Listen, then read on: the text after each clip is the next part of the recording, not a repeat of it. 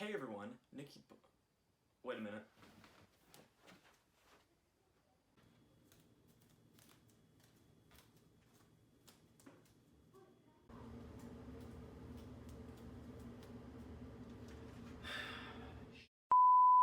Well, since it's October, I gotta scrap all 4 of these other videos to make some crappy Halloween videos.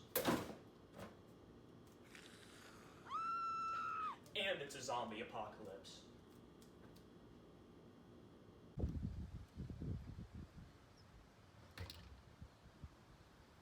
Hey everyone, Spookybob here, and yeah, that's where I'm gonna be living for the next couple of weeks, and I'm not really too pissed about it. You know, I got all my supplies. Food. Weapons. And a copy of Left 4 Dead 2 for Xbox 360. Wait, there's no electricity in here. Am I supposed to play Left 4 Dead 2? So for the little ones out there once was a company named Valve. And oh, let me tell you. Not only did they make Steam, the platform pretty much every PC gamer uses, but they also made killer games such as Portal, Team Fortress, Half-Life, and Counter-Strike. One of those gems is a game titled Left 4 Dead. Left 4 Dead was a 4-player co-op zombie survival game where you and 3 other friends could team up and try to escape the dead. Left 4 Dead 1 was released in 2008, followed by the sequel, Left 4 Dead 2, in 2009. Even though they're both great games, they're not without their controversy. Left 4 Dead 1 didn't have much controversy, but the game is pretty much redundant thanks to Left 4 Dead 2 having all the campaigns from Left 4 Dead 1. Left 4 Dead 2 had some controversy just because how fast it was made. Promising a lot of features in the span of just 1 year typically does not end well for a video game, but you know, Valve being Valve made it an amazing experience. Left 4 Dead 2 features a rich cast of characters containing 3 dudes and a chick. Ellis, the fun-loving, redneck-talking, no-one-cares-about-your storytelling hillbilly. Coach, the leading, shot-calling, one-man cheeseburger apocalypse big dude. Nick is an asshole. And Rochelle is just annoying. Left 4 Dead 2 also has unique special infected. They include the Hunter, some edgy guy who jumps on you. The Smoker, some dude who smoked a bunch of meth and now is all screwed up with his big old tongue. The Jockey, which is literally just a short version of me, like look at this, then look at this. The Boomer, which is some old fat guy, very fitting, who vomits on you. The Spitter, which is one thick mama, and she spits on you. The Charger, who, well, charges at you. And by the way, why is his arm like that? He was probably looking at the Spitter, if you know what I'm saying. The Witch, and she's a baby. She just cries all the time, like, shut up, no one cares. And finally, the Tank, which you could probably guess what the tank's about. The special infected could really screw you over. Like, if you're speeding it to the safe house and a jockey just comes out of nowhere and destroys your entire plan, really makes you rethink your strategy. Left 4 Dead 2 features 5 campaigns, usually containing 5 levels each. They even have a little bit of a story, surprisingly. They're pretty much getting from point A to point B with some pit stops along the way. All the campaigns have unique characteristics about them, making them stand out from each other. I'm going to go through all 5 campaigns now, starting with Dead Center. The players find themselves atop of a burning hotel building. You gotta get through corridors and tons, and I mean tons of zombies.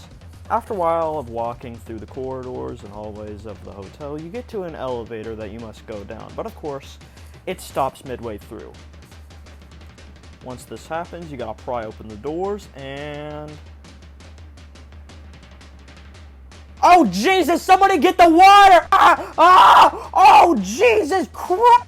Okay, well that was intense. Anyway, after you get out of that fiery hellscape, you get to the safe house and that's level 1.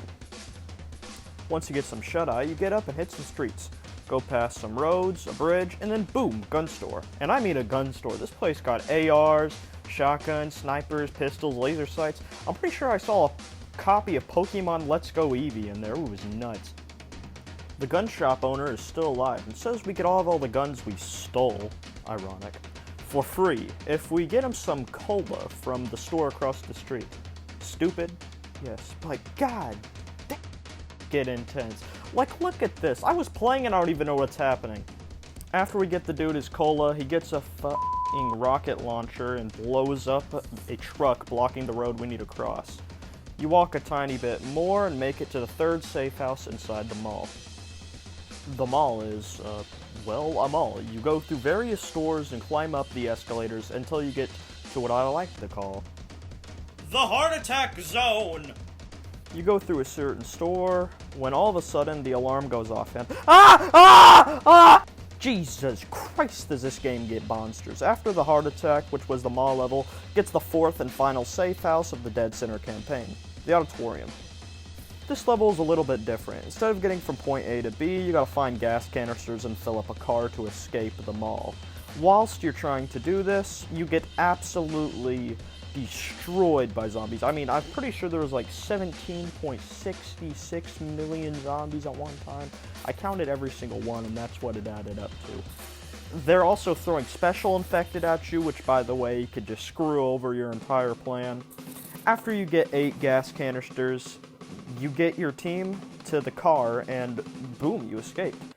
This is probably my third favorite campaign, though that could be because I've played it so many times. Anyway, next up we have my favorite campaign. This campaign is something else. This is my favorite Left 4 Dead 2 campaign. Why? I really can't think of a reason. I guess it's just because it's the funnest for me. I've always loved amusement park themes in video games. That could be also why Zombieland is one of my favorite movies of all time. Anyway, I'm getting off topic. After driving your car for a little bit, it, of course, runs out of gas, making you continue on foot. You cross a highway and climb atop a little hill, and find yourself at a hotel. Familiar? I think so. Anyway, after the hotel, you go down this really steep hill and slide down it. Some of the characters are like, "Woo! Yeah! What?" After moving through this little river/stream, you get to the second safe house. After the first level, you get to what makes this campaign so special. The carnival. The carnival has everything a normal carnival would have. Those big old slides, playable mini games, the kid land, AR-15s, you know, the classics. Like, I'm pretty sure 25% of the achievements are just for these mini games. Like, whoa, look at all those.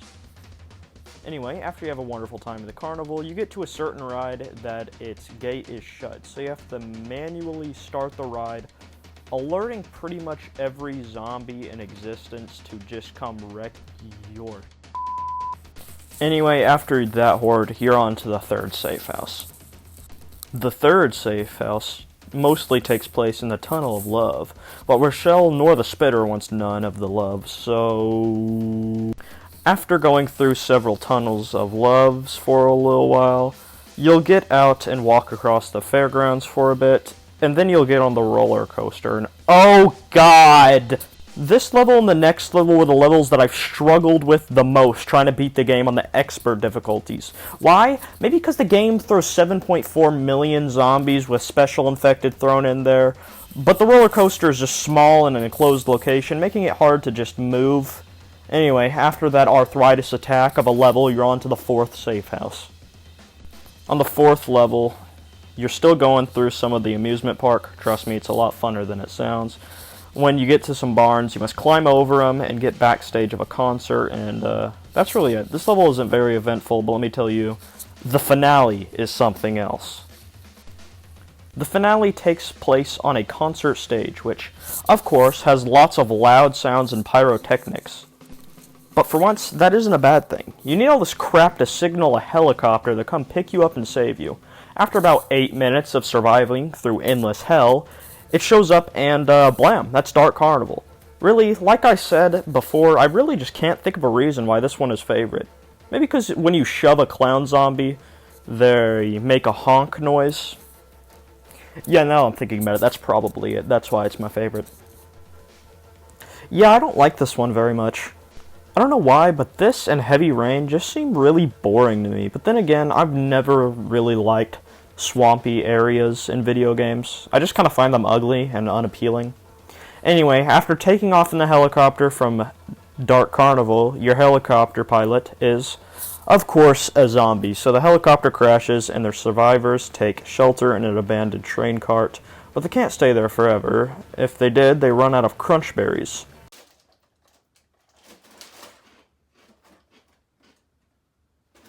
What? You venture out to the Louisiana swamplands and pass by some shacks, and that's really like all 4 of these levels to the finale, so I'm just going to skip to the finale.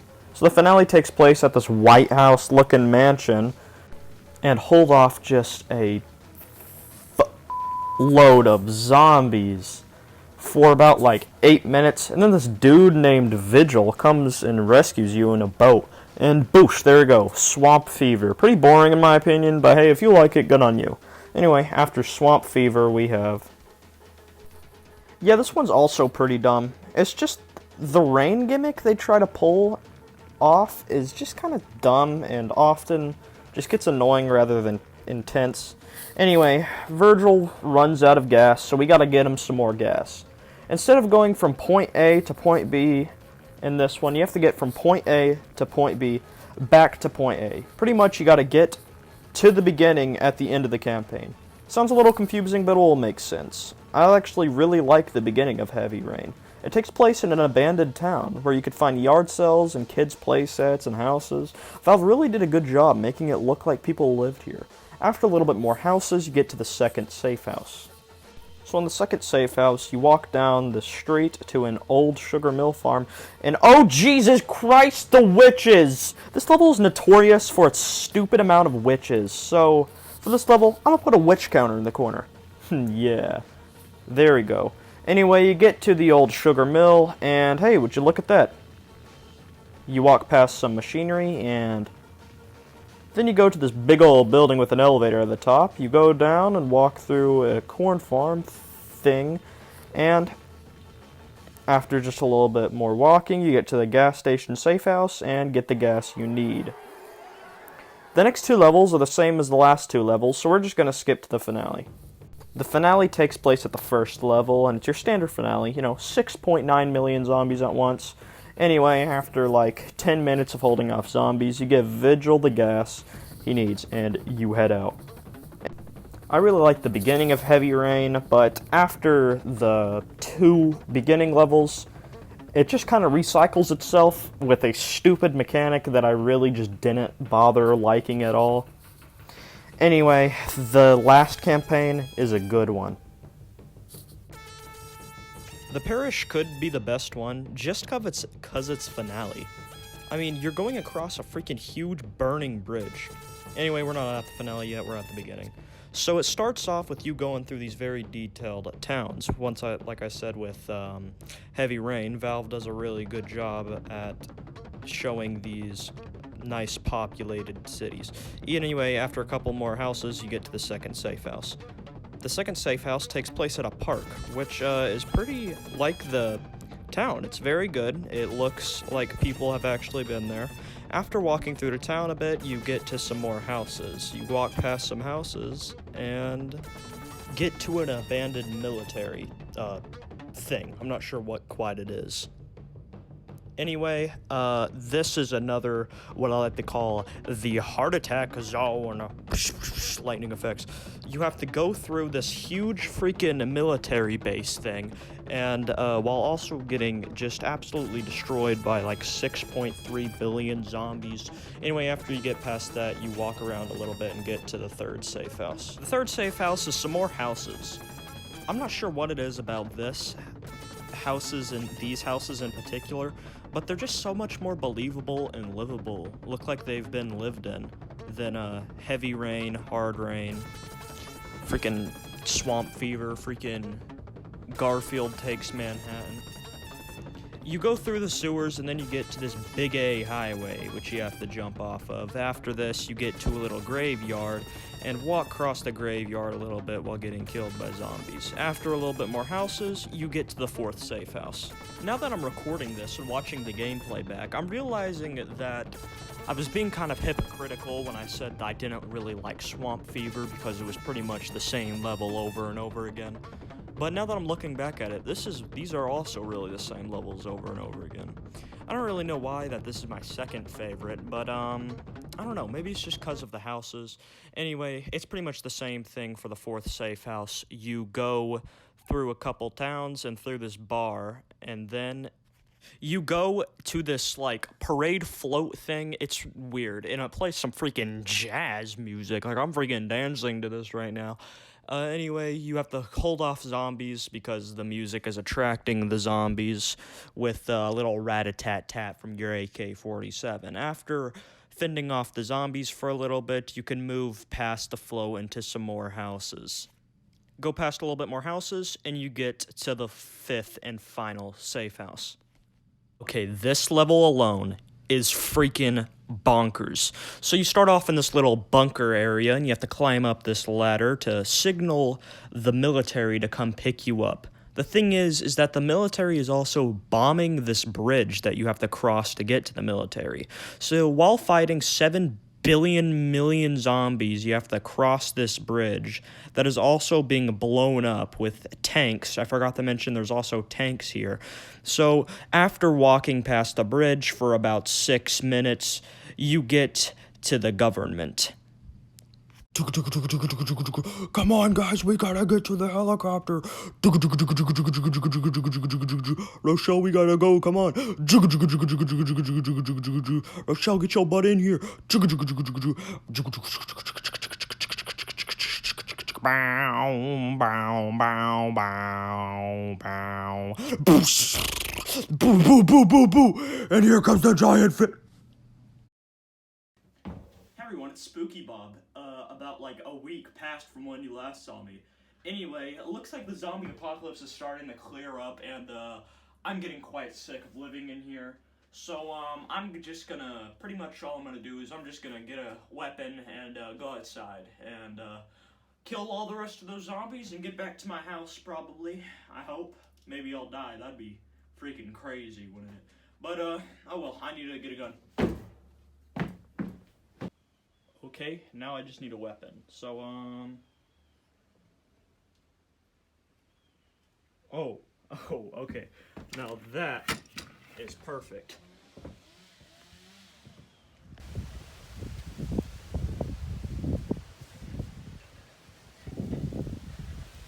Them over there, that's what I like to call walkers.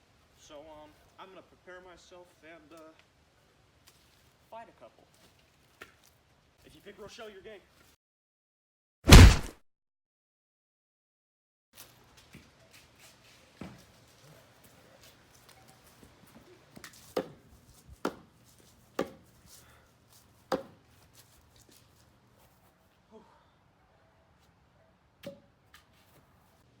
Oh.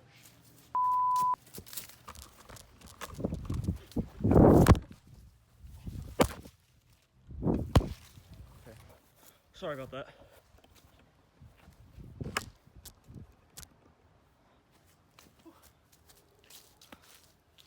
Give me 1 second, please. Ugh. Let's go in, shall we?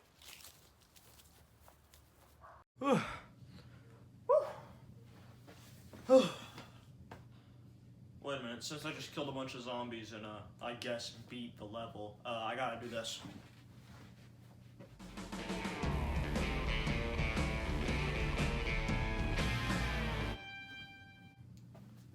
Well, that was fun. I've never actually seen what's in this Xbox box behind me.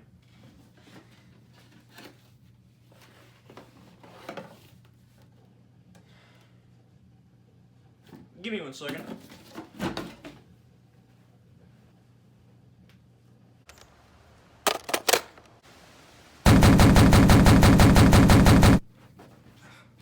Sorry about that. I just knew if I ever saw that game again, I'd probably just end up playing it and getting stuck in the whole zombie apocalypse situation again. Anyway, I thought I saw something else in here. Let me just double check. Oh, how the...